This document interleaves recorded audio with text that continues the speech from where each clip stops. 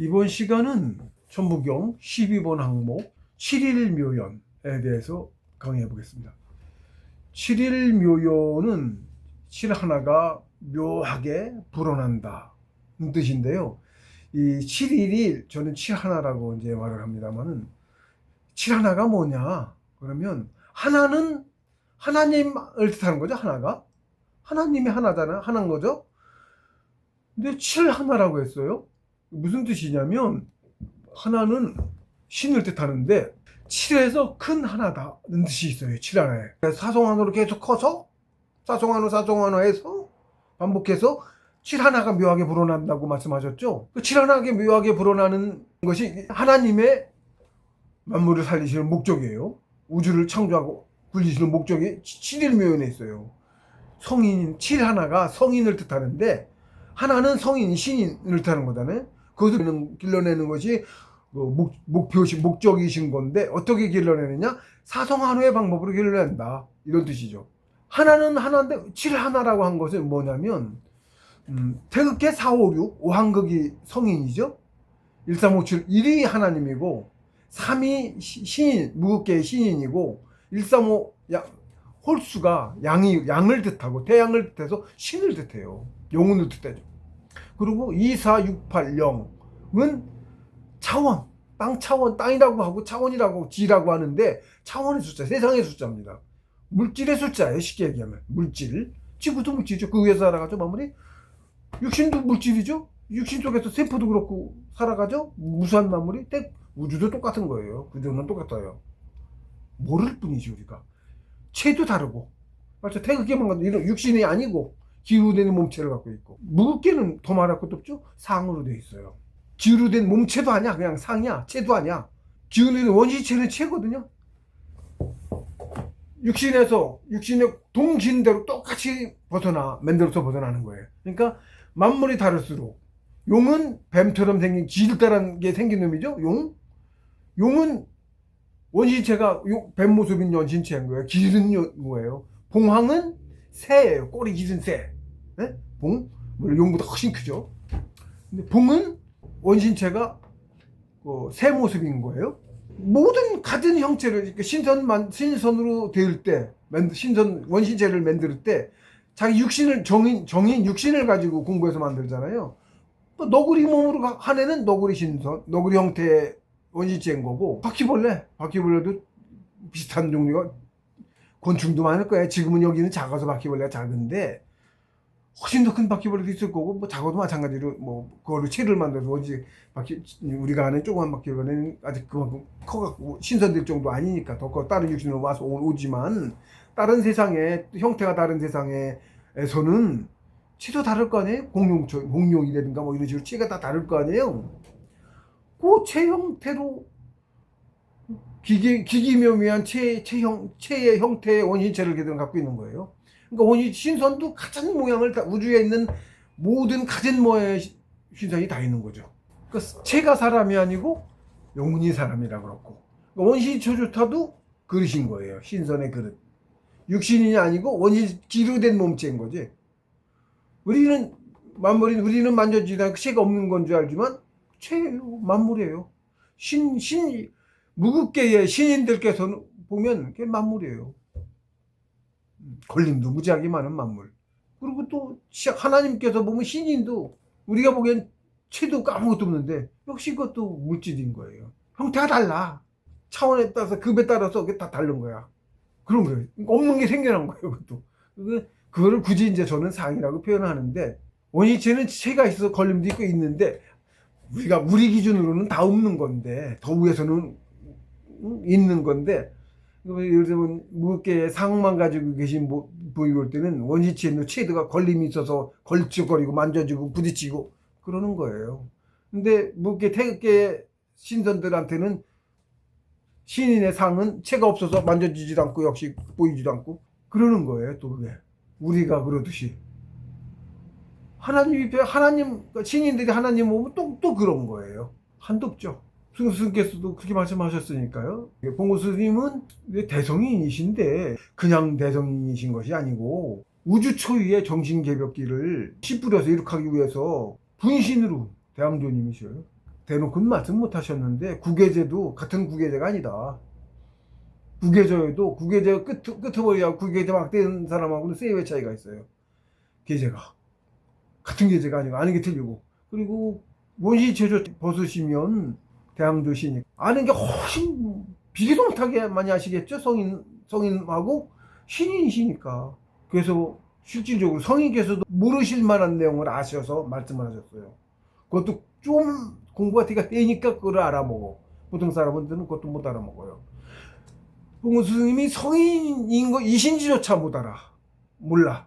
공부가 안 되면 그런 겁니다. 자기 모르니까. 성인이 어떤 신분인지를 모르니까 어떤 분이 성인인지 구인 알 수가 없어요. 실제로는 그래서 승우 스님께서 이런 말하면 좀 그렇습니다만 말 안 해도 이제 감은 다 아는데, 예, 자신에 대해서 말씀해 놓으셨어요. 내가 어떤 존재다. 나중에 공부가 되면 그게 이제 많이 퍼지겠죠. 대항주님 부신이세요. 그리고 실수로 말씀해 놓으셨어요. 우주의 가장 중요한 시기에는 대항조께서 부인신으로 내려오셔서 가르침을 주고 확 돌아가신다. 환원하신다, 상천으로. 이렇게 말씀해 놓으셨어요. 내가 대항조야, 대항조 부신이라는 말한 거나 같아요. 왜? 지금 우주 초유의 정신개벽기야. 지금까지 우주 얼마나 오래됐는지 저도 모르겠습니다만은 수백억 년이, 뭐 우주가 그렇다고 하죠. 어쨌든 그 사이에 지금 우리 이제 겨우 만년 문명인데 가장 중요한 시기야. 우주에서도 최고로 중요한 시기야. 우주의 중요한 시기마다 내려와서 가르침을 주신다면서요. 봉순이 그렇게 말씀하셨잖아. 응? 대왕조님께서 우주의 가장 중요한 시기에 내려오셔서 꼭 가르침을 베푸시고 가신다. 그럼 안 내려오셨을까 이번에? 당연히 내려오셨겠죠. 내려오시기만 했겠어? 가장 중요한 가르침을 주고 가셨겠죠. 이번에 용순 정신개벽 가장 중요한 게 뭐야? 정신수련법 아니에요. 그걸로 하는 거 아니에요? 정신개벽은? 정신수련법. 비밀이었죠, 전에, 상전에. 아무도 못했던 거죠. 근데 그거를 자신이 파종의 임무를 마치셨다. 그러고 하셨잖아. 대놓고는 못 말씀하셔도 그렇게 말씀을 다 해놓으셨다니까? 공부가 되어야 그것도 알아들을 수 있어요. 그분이 성인인 것도 제가 성통하고 공부 더 나가서 성인이신 거 알았어요. 성통하고도 처음에 잘 몰랐어. 사실은 제가 성공하고 나서 완전히 알았어. 성인이었던 분이 알았어요. 그러니까 알고 나서는 성인이시라고 말해야 되는 거야. 내가 욕을 먹어도 저런 분들 무슨 종교 세우고 그러려고 욕심부리려 그러나? 이런 의심을 할 수도 있어. 좋은 꼴은 하나도 못 봐 사실은. 다른 종교에서는 공격도 할 거야 아마. 저는 그럴 수 있죠? 그걸 각오하고 하는 거예요. 뭐 잘해가지고 하는 것도 아니고. 공부 얘기도 마찬가지고. 욕이나 바가지로 먹고 잘난 척한다 그러고 벌써 책 쓰고 했더니 벌써 별소리 다 들어요. 뒤에서 자기들끼리 막 저거 하고 싶지 않았어요. 이제 이 강의하고 책 내고 하는 게 이제 임무라 하라는데 상천에서 책 쓰는 것도 써졌어. 이렇게 말하면 이제 못 알아먹습니다. 사람들이 이제 그러는데 이 책 저 혼자 그냥 쓴 게 아니에요. 아는 사람이 알아요. 뭐 그렇게 될 겁니다. 제가 임무를 하고 있고요. 제 역할이 어디까지는 몰라도 일단 책 내는 건 제 임무예요.